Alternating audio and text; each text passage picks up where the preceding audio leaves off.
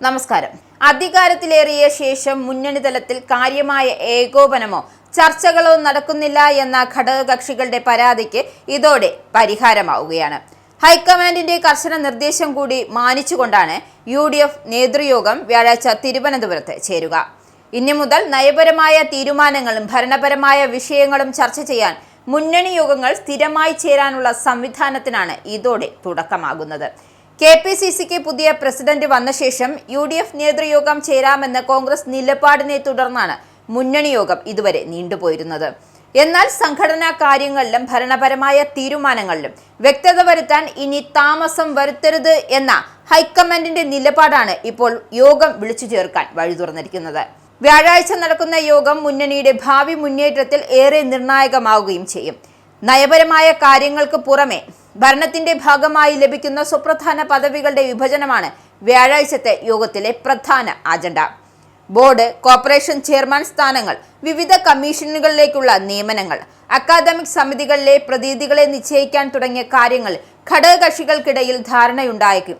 പദവി വിഭജനവുമായി ബന്ധപ്പെട്ട് UDFൽ നിലവിലുള്ള സ്ഥിരം ഫോർമുല അടിസ്ഥാനമാക്കിയാകും പ്രാഥമിക ചർച്ച നടക്കുക. മുന്നണിയിലെ വലിയ കക്ഷികൾക്കും ചെറിയ കക്ഷികൾക്കും അർഹമായ പ്രാതിനിധ്യം ഉറപ്പാക്കാനാണ് നീക്കം. വിശദമായ തർക്കങ്ങൾ ഒഴിവാക്കാനും ഉഭയകക്ഷി ചർച്ചകൾ വേഗത്തിലാക്കാനും യോഗത്തിൽ പ്രത്യേക ഉപസമിതിയെ നിയോഗിച്ചേക്കും. മുൻ LDF സർക്കാരിന്റെ കാലത്ത് പുതുതായി രൂപവൽക്കരിച്ച വിവിധ സ്ഥാപനങ്ങളും പദവികളും പുതിയ സാഹചര്യത്തിൽ വിഭജിച്ചു നൽകേണ്ടതുണ്ട്. കൂടാതെ മുന്നണി വിട്ടുപോയ കേരള കോൺഗ്രസ് M മുൻപ് കൈവശം വെച്ചിരുന്ന സ്ഥാനങ്ങളും അധികമായി ഘടകകക്ഷികൾക്ക് വീതിച്ചു നൽകും. ഇത് സംബന്ധിച്ച വ്യക്തമായ ഏകദേശ കണക്കെടുപ്പ് മുന്നണി നേതൃത്വം ഇതിനോടകം തന്നെ പൂർത്തിയാക്കിയിട്ടുണ്ട്.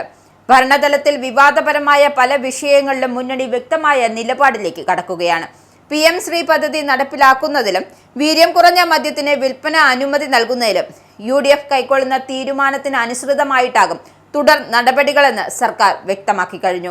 വ്യാഴാഴ്ചത്തെ യോഗത്തിൽ ഇതിനെല്ലാം അന്തിമ തീരുമാനമുണ്ടായില്ലെങ്കിൽ പൊതുധാരണ രൂപീകരിക്കാനാണ് ശ്രമം. ഭരണരംഗത്ത് സർക്കാർ കൈക്കൊള്ളുന്ന ജനക്ഷേമ നടപടികളുടെ പ്രചരണവും മുന്നണി ശക്തിപ്പെടുത്തും. സർക്കാരിന്റെ നേട്ടങ്ങൾ താഴെത്തട്ടിലേക്ക് എത്തിക്കുന്നതിനും മുന്നണി മുന്നോട്ട് വയ്ക്കുന്ന രാഷ്ട്രീയ ആശയങ്ങൾ വിപുലമായി പ്രചരിപ്പിക്കുന്നതിനുമുള്ള പ്രത്യേക പരിപാടികൾ മുന്നണി യോഗം രൂപം നൽകും. മുന്നണി ബന്ധം കൂടുതൽ ശക്തിപ്പെടുത്തുന്നതിനായുള്ള തുറന്ന ചർച്ചകൾക്കും വ്യാഴാഴ്ച വേദിയൊരുങ്ങും. അതേസമയം UDF യോഗത്തിന് സമാന്തരമായി KPCCക്ക് പുതിയ അമരക്കാരനെ കണ്ടെത്താനുള്ള ചർച്ചകളും കോൺഗ്രസിനുള്ളിൽ തകൃതിയായി പുരോഗമിക്കുകയാണ്.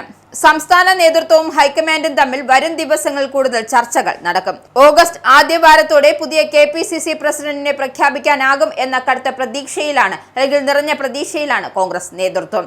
പുതിയ KPCC അധ്യക്ഷൻ ചുമതല ഏൽക്കുന്നതോടെ പാർട്ടിക്കുള്ളിലെ സംഘടനാ പുനഃസംഘടനയ്ക്കും വേഗം കൂടും. അതായത് ഇതുവരെ ഉണ്ടായിരുന്ന ആ ഒരു പ്രതിസന്ധി മാറിക്കിട്ടും. മുന്നണിയെയും കോൺഗ്രസ് പാർട്ടിയെയും ഒരുപോലെ സജ്ജമാക്കി നിർത്തുക എന്ന ലക്ഷ്യത്തോടെയാണ് ഹൈക്കമാൻഡ് ഇടപെടലുകൾ നടത്തുന്നത്. കോൺഗ്രസിലെ അധ്യക്ഷമാറ്റവും മുന്നണിയിലെ പുനഃസംഘടനയും പരസ്പരം പൂരകമായി കൊണ്ടുപോകാനാണ് ഒരു ധാരണ.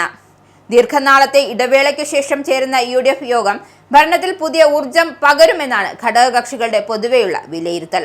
കൃത്യമായ ഇടവേളകളിൽ മുന്നണി യോഗം ചേരുകയും തർക്കങ്ങൾ ചർച്ച ചെയ്ത് പരിഹരിക്കുകയും ചെയ്യുന്ന രീതി ഇനി മുതൽ UDFൽ സ്ഥിര സംവിധാനമായി തുടരുമെന്നും നേതാക്കൾ പറയുന്നുണ്ട്.